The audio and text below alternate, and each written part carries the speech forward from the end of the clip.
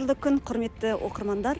Бүгін біз психологиялық педагогикалық қолдау көрсету тәртібі мектепте қалай жүзеге асатынын тәжірибе жүзінде көрсетеміз. Инклюзивное обучение было внедрено у нас в школе в 2016 году.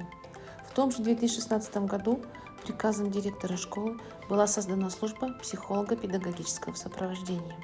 В состав службы психолого-педагогического сопровождения входят следующие специалисты. Это логопед, дефектолог, психолог и специальный педагог, также педагоги-ассистенты. Бала мектепке екі жағдайда келеді. Бірінші жағдайда ПМПК-ның қорытындысыз, екінші жағдайда ПМПК-ның қорытындысымен келеді. ПМПК-ның қорытындысыз келген жағдайда ең бірінші көмек көрсететін адам ол мұғалім. Мұғалімнің көмегі бірінші деңгейлік көмек болып саналады. Бірінші деңгейлік көмек 1.90 бойы көрсетіледі.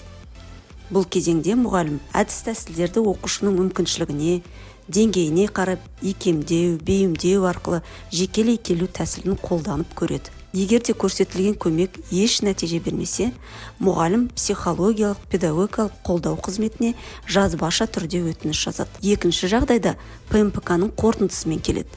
Екі жағдайда да қолдау тәртібі 12 қадамдық алгоритммен жүреді. Бірінші қадамда баланың құжатымен, ПМПК-ның қорытындысымен танысып, тізімге енгізіледі. Екінші қадамда ата-анамен танысу, келісімін алу, сауалнама жүргізіп, бала туралы ақпарат алынады. Үшінші қадамда психологиялық педагогикалық қолдау мамандары сыныпқа барып, баланың сабақ барысындағы дағдыларын бақылайды. Әр маман бақылау хаттамаларын толтырады. Келесі кезеңде әр маман тереңдетілген педагогикалық диагностика жүргізеді. Барлық алынған ақпараттар жиынтықталып, қорытындыланады. Следующее, где-то у нас 4. Хорошо, это? Зонт, замок, ваза, звезда. Келесі кезең психологиялық педагогикалық қолдау отырысы өтеді. Отырысқа барлық маман, сонымен қатар сынып жетекшісі, пән мұғалімдері, ата-ана қатысады. Отырыста баланың оқудағы қиындықтары, олардың туындау себептері анықталып, қолдау бағдарламасын құруға ұсыныстар нақтыланады.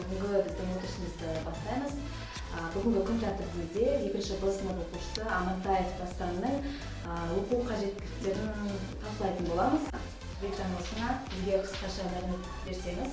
Екінші Б сыныбында Амантаев Дастанның оқудағы қиындықтарын анықтау барысында математика пәнінен келесі мәселелерді бақыладым. Мәселен тура және келесі кезеңде мамандар, мұғалімдер күнделікті қолдау жұмыстарын жүргізеді. Әр 90 соңында жетістіктерді бағалай отырып, келесі 90-ның бағдарламасына мақсаттар анықталады. Нос. О. Шея. Это шея? Нет.